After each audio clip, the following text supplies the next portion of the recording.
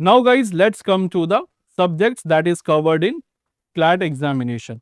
अब सबसे इंपॉर्टेंट है कि क्लैट में कौन कौन से सब्जेक्ट्स आते हैं, कौन कौन सा सब्जेक्ट आपको पढ़ना है।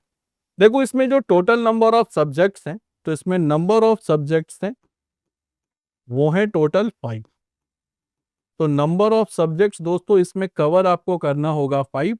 कौन कौन से सब्जेक्ट्स हैं, तो पहला आपका इंग्लिश लैंग्वेज है, then GK and current affairs है, देन लीगल रीजनिंग है, फिर लॉजिकल रीजनिंग है and then quantitative aptitude technique है। क्वांटिटेटिव टेक्निक का बेसिक मतलब है मैथमेटिक्स से, और यहाँ ध्यान रखिएगा कि हायर मैथमेटिक्स नहीं पढ़ना है। जो आप क्लास 12th में देखते हैं मैथमेटिक्स, वो नहीं पढ़ना आपका। तो बेसिक जो मैथमेटिक्स आता है जिसमें आपका रेशियो है, परसेंटेज है, या जो एलिमेंट्री मैथमेटिक्स जिसको आप कहते हैं, वो मैथमेटिक्स आपसे क्वेश्चन रहता है। तो यहाँ पर आपको हायर मैथमेटिक्स बिल्कुल भी नहीं पढ़ना है। तो बेसिक मैथमेटिक्स रहता है, logical reasoning, then legal reasoning, current affairs and GK, plus English language. तो ये टोटल 5 सब्जेक्ट्स कवर करने रहते हैं। आई होप लीगल रीजनिंग आपने बहुत अच्छे से, निवेदिता मैम ने आपको बहुत अच्छे से पढ़ा दिया होगा। तो देखो सबसे पहले मैं आपको पेपर दिखा देता हूं कि ये पेपर होता कैसा है। सबने देखो ये तो नोटिफिकेशन है,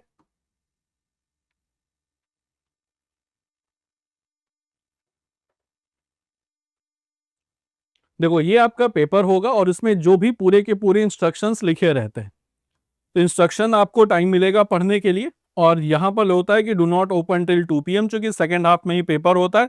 फर्स्ट हाफ में पीजी का होता है, सेकंड हाफ में यूजी का पेपर होता है। तो क्लैट जो है वो पीजी के लिए भी पेपर ऑर्गेनाइज कराती है और यूजी के लिए भी।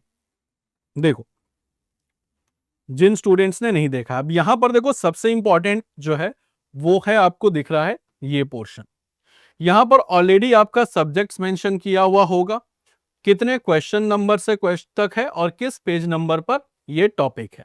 तो और देखा जाए सीधा सीधा तो current affairs including general knowledge, तो ये है question 25 to 52 and 9 to 17 page number में ये जीके का क्वेश्चन आपको मिलेगा। ये आपका ऑलरेडी मेंशन रहता है, ऑलरेडी इसमें मेंशन रहता है।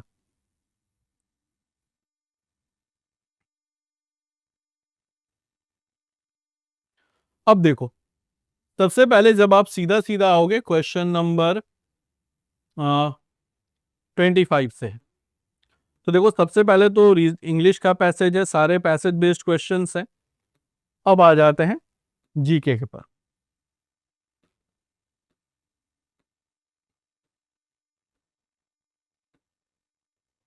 देखो जीके एंड करंट अफेयर्स का जो क्वेश्चंस आपका होगा वो होगा हमेशा पैसेज बेस्ड। तो जो पेपर में क्वेश्चंस होगा वो होता है हमेशा पैसेज बेस्ड।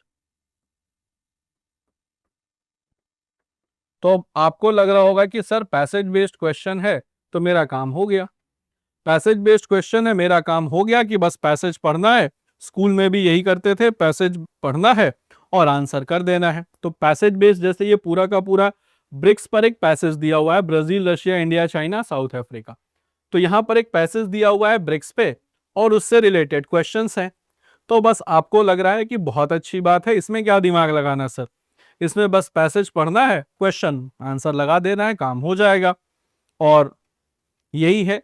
तो दोस्तों एक चीज हमेशा ध्यान रखिएगा कि अगर क्लैट इतना आसान होता तो सारे लोग एनएलयूज चले जाते, जितने भी कैंडिडेट प्रिपेयर कर रहे हैं सारे एनएलयूज चले जाते, किन्हीं को एडमिशन के लिए इधर उधर भटकना नहीं पड़ता, पेपर बहुत सिंपल है और कट ऑफ होता और सारे लोग एनएलयू में एडमिशन ले लेते।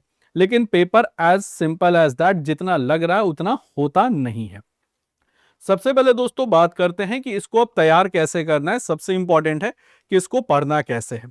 तो अब आ जाते हैं आज के टॉपिक पर कि जीके को पढ़ना किस तरीके से। ये मैंने आपको पेपर का एक ओवरव्यू बता दिया, और साथ ही साथ ये आपका जानना इसलिए जरूरी है ताकि आप अपने सेक्शंस को प्रायोरिटाइज कर सके।